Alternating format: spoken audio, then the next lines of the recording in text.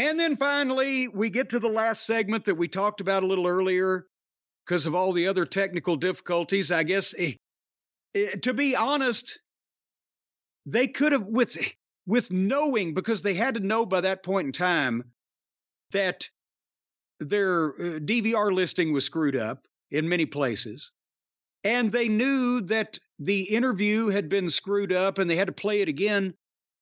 If they knew that they didn't have time to get the major angle, the thing that the focal point of the TV show in the allotted time, why not scratch the girls' match till next week and just get Edge in the fucking ring? Hey, listen, why not scrap that match, and why not cut down on the Omega beating? Why did that go for 10 minutes? Well, because they think they knew by that point about the time issue, you would think. Yeah, they think that makes it good, though, because that's where they're at headwise. They thought that what they did that ruined the whole thing actually made it better, which is part of the problem here. But nevertheless, Tony Schiavone's in the ring. He calls out Edge. Entrance takes the microphone, puts Tony over, and then kicks him out of the fucking ring. And I've said before, Edge can talk, and you've said the same thing about him. You've said about Cody sometimes, that it's too theatrical. It's too much of an acting performance. It's always the same thing. It's the guy who wanted to be an actor, took acting classes, needs sounding boards to try out his promos before he does them. There's an unnaturalness that comes with that. You have to be really good to get past that. And at times, Edge, to me, didn't. But I think he did here. And I agree with you. Okay, well, good. At least we're not going to fight. I agree. I thought this was really good. He explained why he came, and we've heard it, the media scrum, of the fresh matchups, different opponents, and etc. And he was very well-spoken, and the people are glad to see him. And then he calls out Christian Cage right at 10 o'clock. And here comes Christian. And thankfully, I saw it live, and I took no notes. But what was impressed upon me is that Edge made a really good pitch, a heartfelt pitch. He said, whatever's been going on, whatever you've been involved in, let's do that. Let's end our careers together. Let's get back to, let's do it one more time to show everybody that we were the best tag team. And let's forget about whatever's happened before, and let's get back together. What do you say, pal? Type of thing.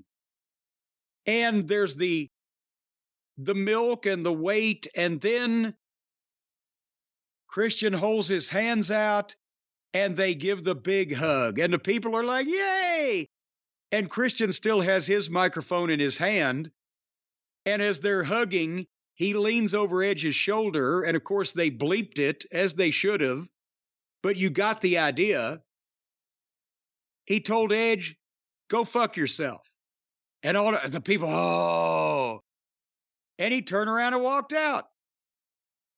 And I'm interested because I don't want to see the fucking dinosaur. I don't want to see a lot of the people around the periphery of this thing, but Edge against Christian will not only be good, but carry some fucking weight with people. So they've got something there, and I hope to God we won't be seeing them doing silly, unfunny, not comedy, bullshit videos and etc. I hope they'll do wrestling promos and have a wrestling match, and it'll be enjoyable. You can't take anything for granted here, but they set themselves up for, if this could draw some money if they don't fuck it up. But therein the problem is not a lot of people saw it.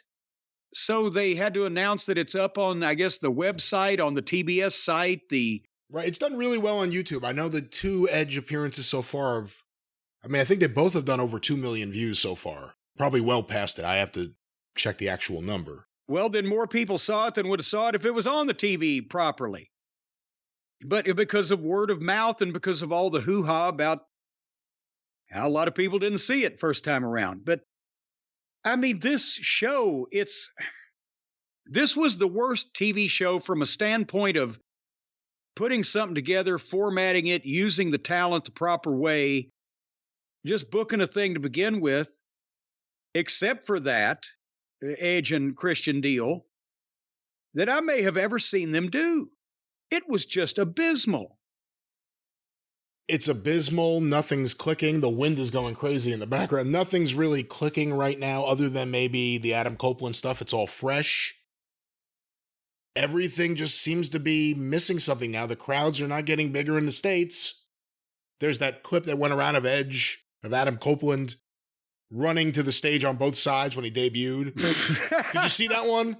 Yes, I did. And he ran to the left and the people cheered. And then he ran to the right. And you could see on his face, he looked up. There's nobody on that side of the arena.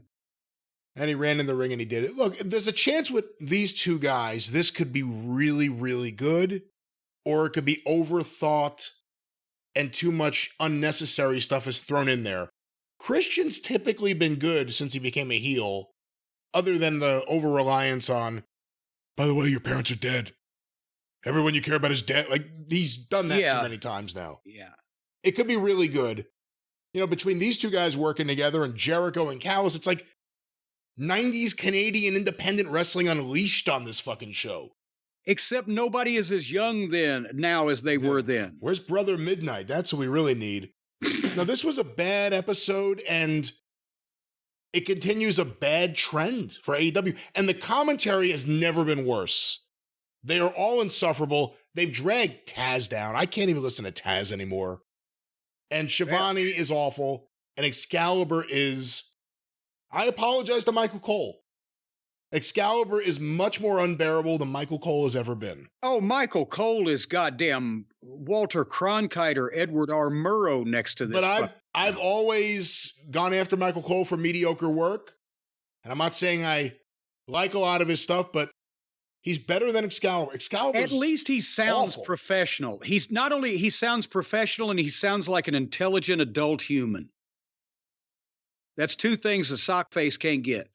You know, as the Bucks lose their popularity, as this version of fucking whatever you want to call it to wrestling, pro wrestling gorillaism, the idea that these guys don't need to pay any attention to the past or anything anyone in the past has to say, just do whatever you want because you're chasing the pop you want. Hopefully a lot of these guys eventually go away, including Excalibur. He is so bad. Well, if they can ever extricate the Buckaroos out of there, he'll be gone. And then Ian Riccaboni hosting one show, Kevin Kelly hosting the other show. Yeah, and you know what? With that said, I hope Caprice gets another shot on one of the big shows, not on the internet, at some point in the future, because he's been pretty good and impressive the last few times I've heard him, too.